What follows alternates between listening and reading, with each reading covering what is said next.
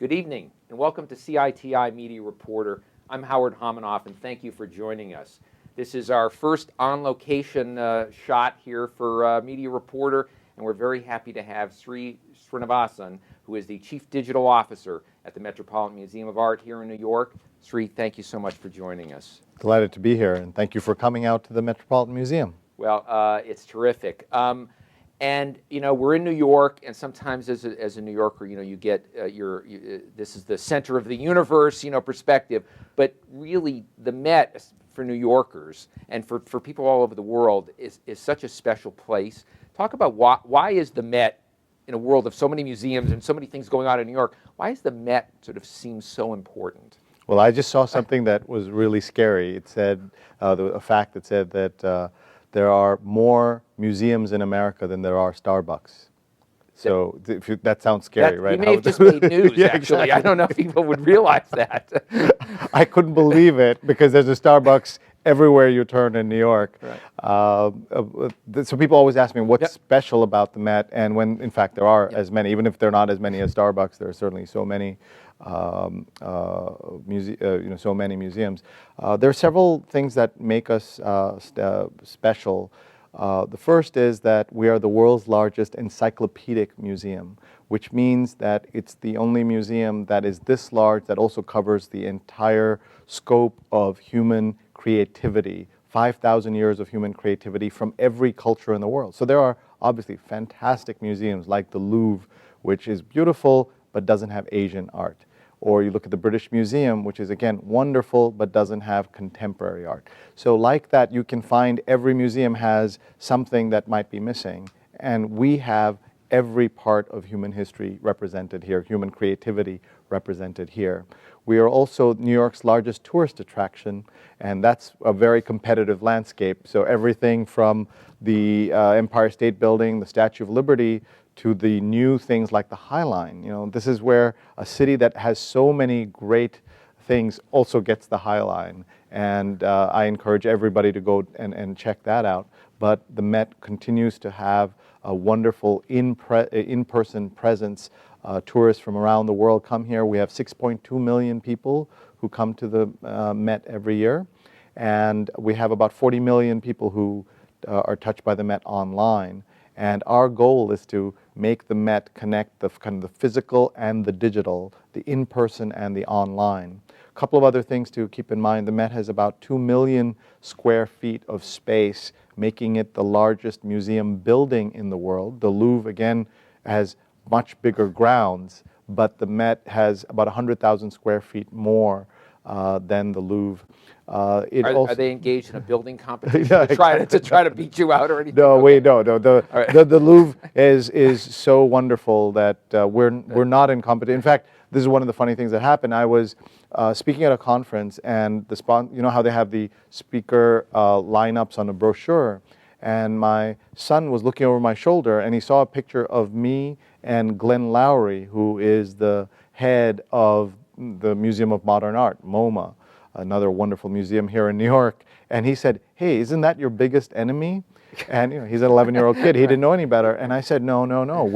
We're all in this together. And we might be frenemies. We might be in co-opetition, but we're not enemies. And recently I got to see Glenn separately, and I took a photo together and we posted it on Twitter and saying, "See, we're not enemies." And that's one of the wonderful parts of the museum world, is that everybody knows that we have to work together, and there's so many interesting things happening in museums. And what has happened for me in this last year or so that I've been at this job is trying to get people to understand all the great stuff that goes on at museums. Even if it's not at the Met, just everywhere. Every important museum in the world has so much cool stuff going on. So, well, it leads me to, when I describe who's coming on as a guest on the program, et cetera, often the reaction to you is, that is about the coolest job title in the world, the Chief Digital Officer of the Metropolitan Museum.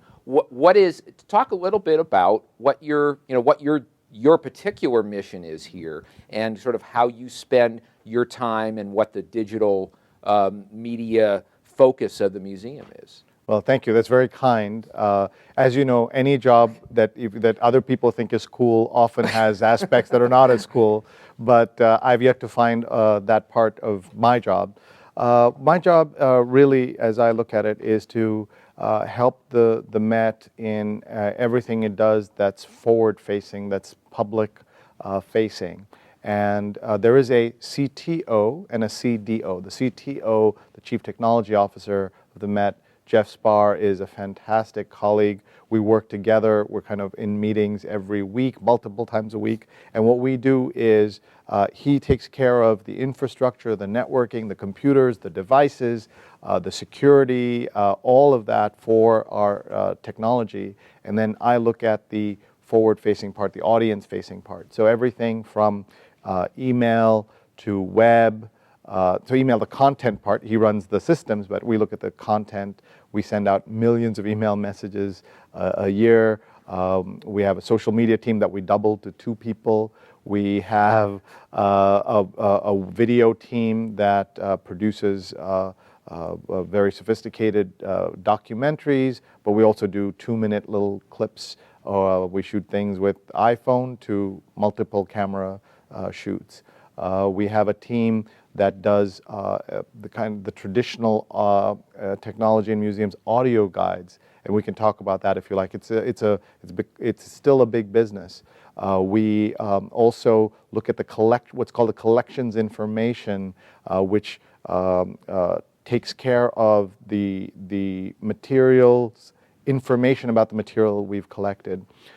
We have a web team that does the website, and so on. There are 70 people in the digital media department at the Met, and when I mention that, most people cannot believe it, because it just sounds like, what are all these people doing, and what is the ROI on all this social media? So I do get those questions, but at the heart of it, I like to say I'm trying to tell 1 million+ stories about our 1 million+ objects to 1 billion+ people. And it was a bad idea when I articulated this, because now you're suddenly putting numbers on something that is so immeasurable in a way. So now the problem is my boss can look every year and say, hey, wait a minute, you said 1 billion people and you're at 40 million. So that's a long way to go. So what are some of the, it may not be a profit-making institution, but it's an institution, and you mentioned numbers. So what are the kinds of metrics that you and the museum look at to get a sense of how well you're doing, and where you're getting better, or where you may need to do things differently? This is something that I think about every day. How do we justify our presence here, and how can we help with the mission of the museum? And so it all starts with the mission and the vision of our director, Thomas Campbell, and helping him do what he wants to do. And we have been now, we're almost 150 years old. In 2020, we'll celebrate our 150th. And we've been 2 locations for most of that time. The Met on 5th Avenue and 82nd Street, and a medieval garden and set of buildings called the Cloisters in Upper Manhattan. And not enough people around the world come to that, and we want people to go there as well. And it's a wonderful, very I'll back you on the plug for the Cloisters. It's you. a phenomenal space that I agree. People, because it isn't right in Midtown, Exactly. Maybe people don't see it Exactly. anywhere near as much. But, exactly, but they need to go there. And and then the Whitney Museum, which is another landmark museum in New York, is moving from its location on 75th Street and Madison Avenue, not too far from where we are today, and is moving down to that High Line space. Right. And so we're taking over that building. So now we're going to have 3 locations, all within a few miles of each other. And we want to give each of them equal importance. But we also want to say there's a 4th location, and the 4th location is the digital space. And so we're going to have these 3 physical locations, 1 digital space, and we want people to come to the museum. But we are also okay if you only interact with us most of the time online, but maybe you'll put us on your bucket list. Maybe you'll come once in your life. Maybe you'll send your kid, you tell your children you've got to go visit. And that's what we think we can do, because everybody in the world has a piece of their culture here at the Met. Now, when people come to the Met, they have different reactions. Some people come and say, gee, why is this not back home?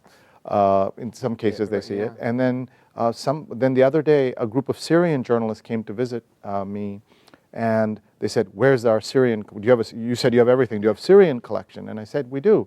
And I thought, oh my God, they might say, why is it not back in Syria? Instead, they went to look at it, and it's in our Islamic wing, absolutely impeccable blue pieces of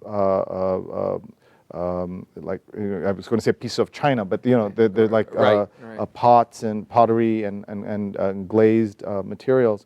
And they said that they looked at it for a few minutes and they turned to me and said, "Thank God this is here, because if it had been back in Syria, it would all been destroyed." And that's one of the things we're doing here is keeping the legacy of the world in this place. Now, we're not saying we're doing it better than anybody else. Lots of places do that. But we also say we're doing this in the public interest.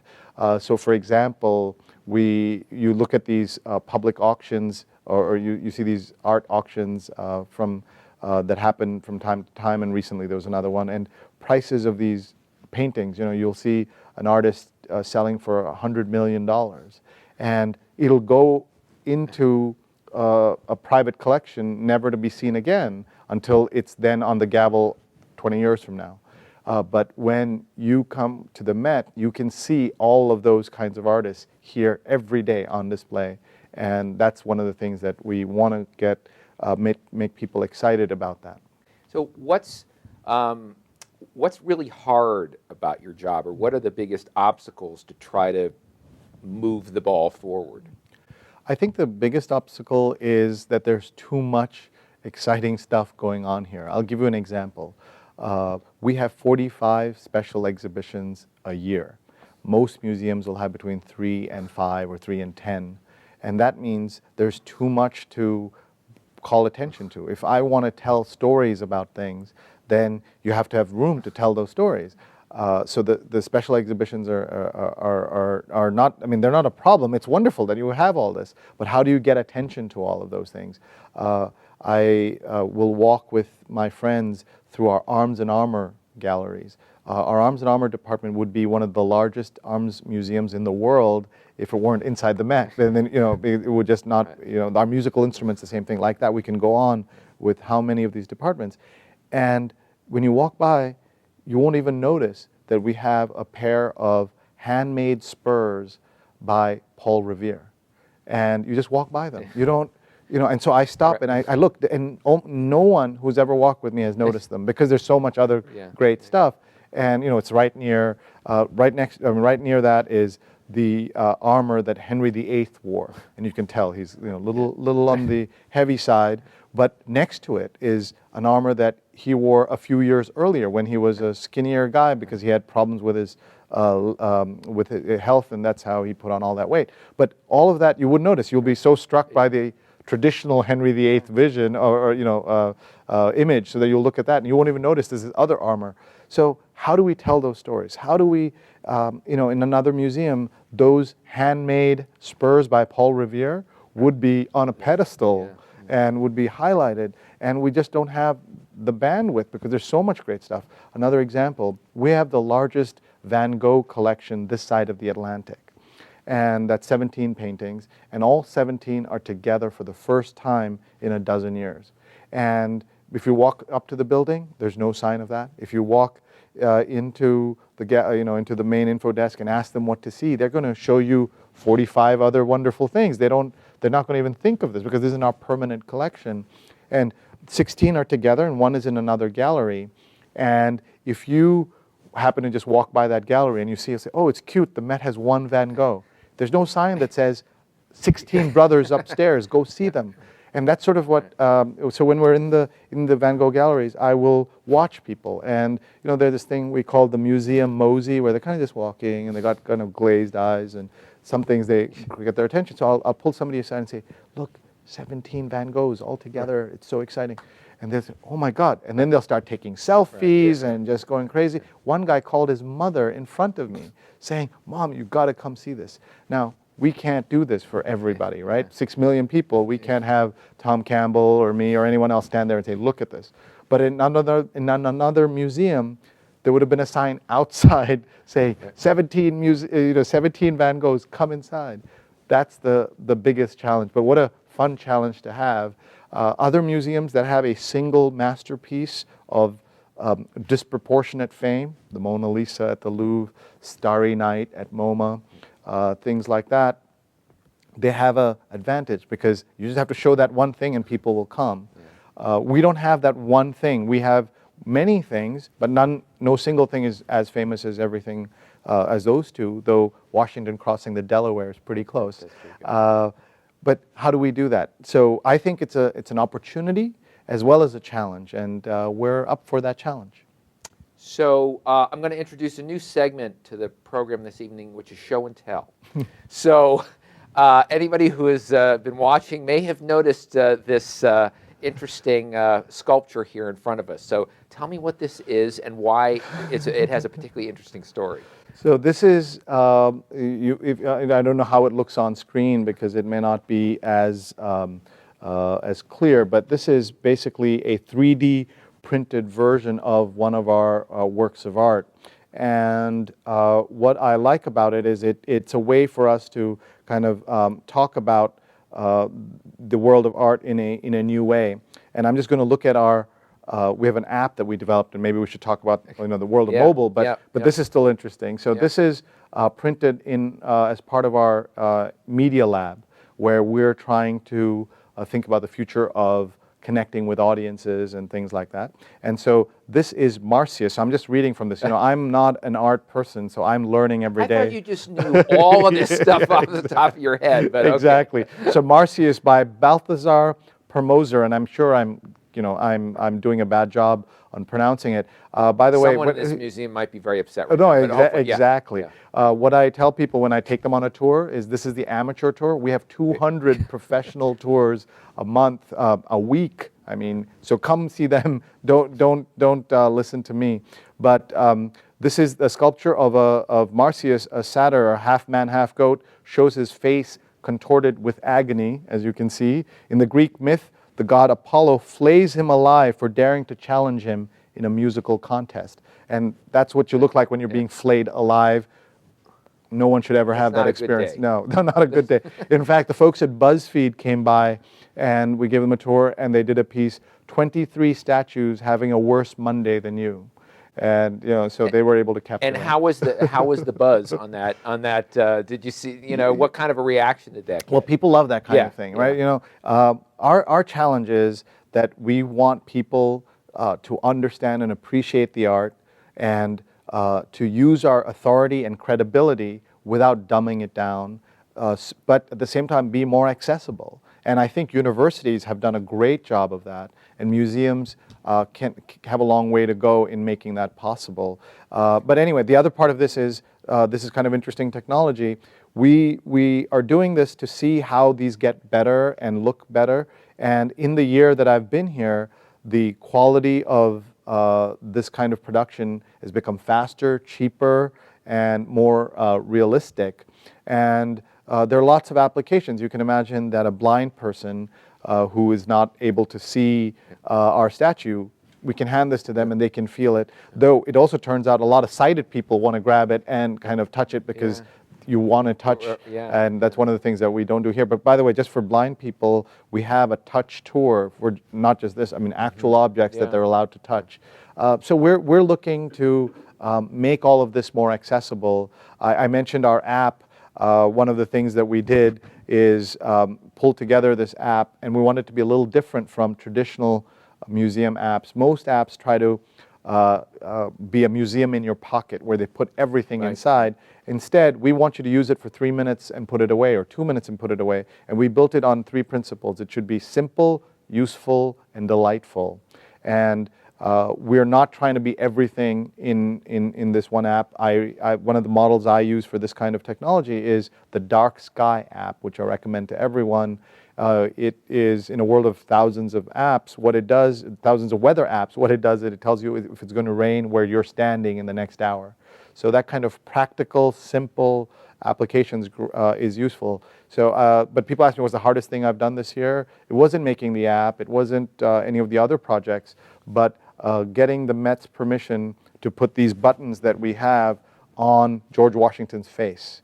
And this is where I tell people, this is the kind of approach that they're willing to try new things and say, this is important. More people have the app, more they're going to get out of the museum. Do you worry that, you know, in the television traditional media business, there's the worry that, you know, new media opportunities are going to cannibalize kind of their existing business? Do you worry that an easier accessibility to some of what is at the museum, whether it's watching videos or even just seeing wonderful pictures of what's going on here, that somehow will lead to people not sort of feeling the need to come and be here, but geez, I can appreciate it on my app or my my phone, etc. This is the kind of a central question in terms of major industries. The education business is the same way, right? In the world of MOOCs, where everybody's got these massive open courses that anybody can take anything, why would anyone go to the university? Well, there's magic that happens when a professor, a skilled professor with 10 students around a table, there's nothing better than that. Similarly, there's nothing better than you and a piece of art in a gallery. But there are ways in which we can enhance the information, give you a better experience, by supplementing it with technology. And we believe, there was a worry in the early days of museums and the web that if you put everything online, people won't come. I believe that you make a virtuous circle.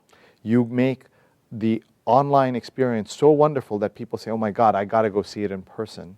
And then once they come here, they love what they see, that they want to stay in touch when they leave. And either through social or the app or any of the other ways, they want to stay in touch. So that's that case you have to make. And it isn't obvious, but we have to make that case. And so far, we have a very supportive board and a supportive leadership team, and that's what you really need. So you mentioned dark sky, and it reminds me that, you know, one of the great things of having you here is not only your work at the Met, but sort of your observational perspective on the media business. Give us a sense of what are some other things going on now, whether it's apps or content or platforms that you're particularly excited about. They may or may not be things that are affecting your day-to-day job, but that you kind of are excited about in the digital media world.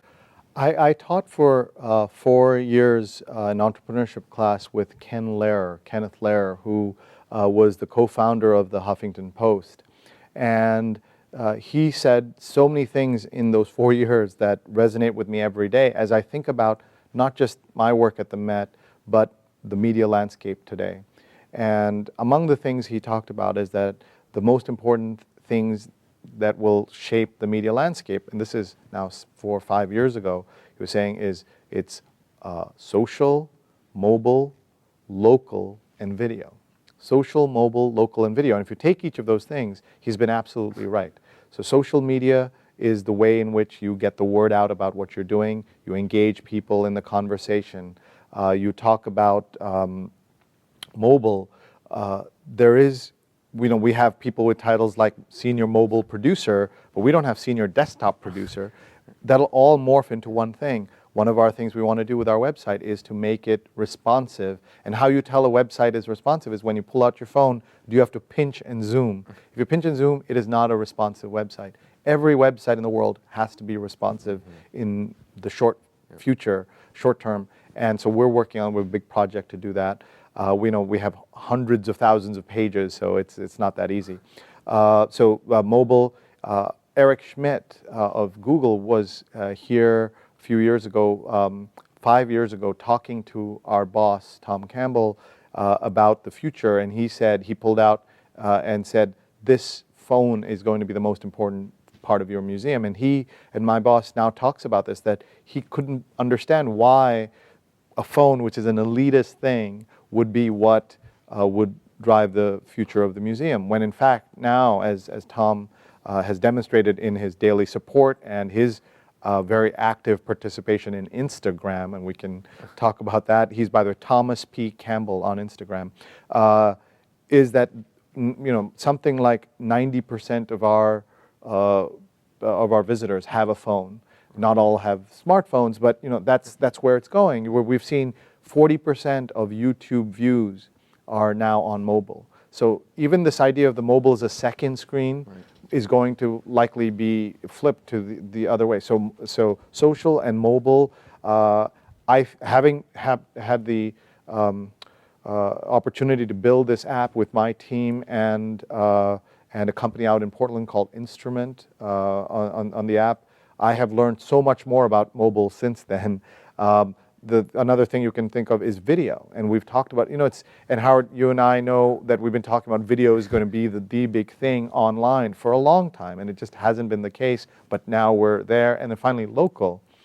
People want to know not just what you're doing, but where you're doing it, who you're with, and that kind of geolocation, I think, is going to be very big, and we should all be paying attention. Sree, in addition to the kind of evangelical role that you have to have in educating the world about what you do, you also got to educate yourself and stay abreast of an incredibly fast-changing digital media world.